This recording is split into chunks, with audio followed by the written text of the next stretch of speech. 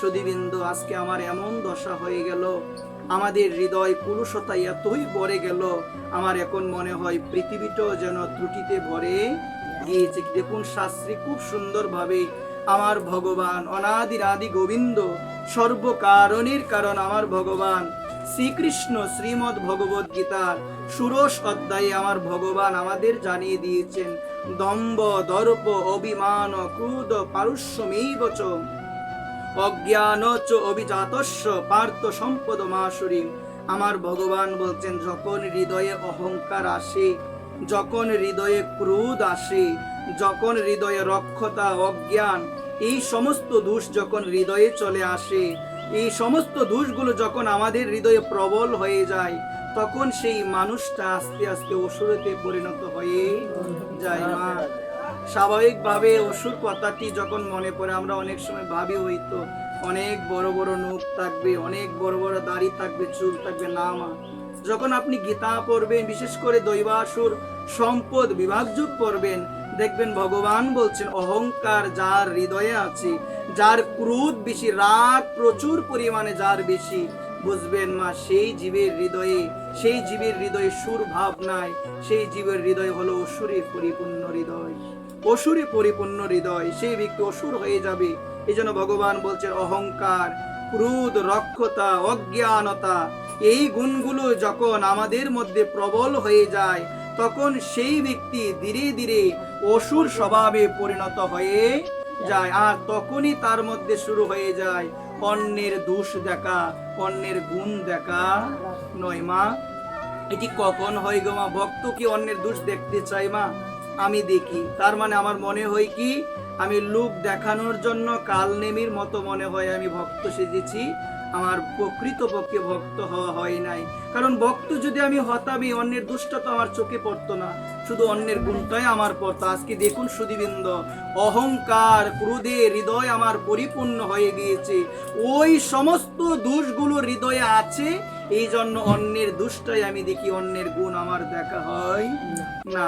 এই জন্য সুধীবৃন্দ, যখন আপনারা লক্ষ্য করে দেখবেন, সমাজে এমনও কিছু মানুষ সর্বদা কোন ব্যক্তি কি করে তাদের দোষগুলো দেখার জন্য তারা খুঁজে বেড়ায়। আমার ভগবান গীতায় বলছেন, যাদের হৃদয়ে অসুরত্বে পরিপূর্ণ, তারাই অন্যের দোষ দেখবে। যারা গোবিন্দের ভক্ত, তারা কখনো অন্যের দোষ তারা দেখতে পারে না, শুধু তারা অন্যের কি দেখবে?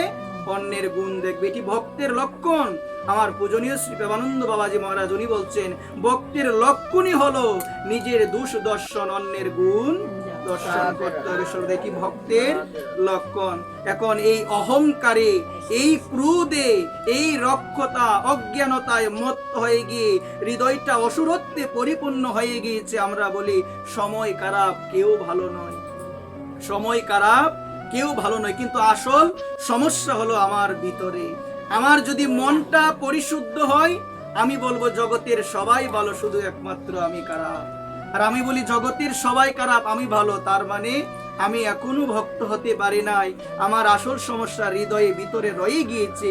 এই জন্য সুধীবৃন্দ, হৃদয় যত অশুদ্ধ হবে, দৃষ্টি তত আমাদের বিকৃত হয়ে যাবে। হৃদয়টা আমার যত অশুদ্ধ হবে মা, আমার দৃষ্টিভঙ্গিটা ততই কিন্তু নষ্ট হয়ে যাবে। যত অশুদ্ধ হৃদয়, তত অন্যের দোষ দেখা, সেই ভালো নয়, সেই নষ্ট। এক বাবার সঙ্গে আমার মাঝে মধ্যে একটু কথা হয়, আমি লক্ষ্য করে দেখলাম, তার কথা শুনে সে বলে অন্য নষ্ট, অন্য সবাই মানুষকে সে বলে নষ্ট। তখন আমি ভাবি, আহা, জীবনটা এমন হয়ে গেল, নিজের কি দোষ আছে সেটা আমরা কেউ দেখতে চাই না, কিন্তু আমরা অন্যকে নষ্ট তাড়াতাড়ি আমরা বলে।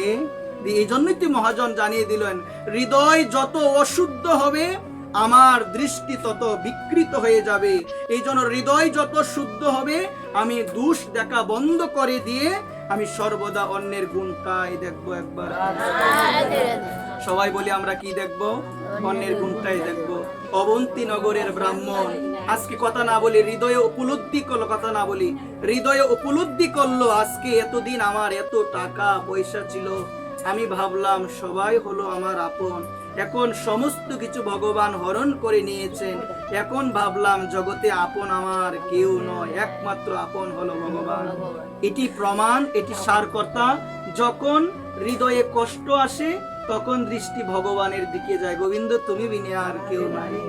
আর যখন না সুখ সমৃদ্ধিতে আমরা তাকি, তখন গোবিন্দের কথা একটাবারও আমার মনে পড়ে, একটাবারও সেদিন আমার মনে পড়ে। এই জন্য অবন্তী নগরের ব্রাহ্মণ সিদ্ধান্ত দিলেন জগতে দুঃখ আসার প্রয়োজন আছে, কারণ দুঃখ না থাকলে সাংসারিক জীব তাদের মন ভগবানের দিকে কখনো তারা দিবে, কখনোই দিবে না। আজকে আমাদের এহেন দশা, আজকে আমাদের এহেন দশা, মন ভগবানকে দিতে পারছি না, রাধারানীকে মন আমরা দিতে পারছি না, আমাদের আচরণ শুদ্ধ হচ্ছে না। হরি কথা শুনছি, হরি নাম করছি, কার সঙ্গে কি ব্যবহার করতে হবে, গুরুজনের সঙ্গে কিভাবে ব্যবহার করতে হবে।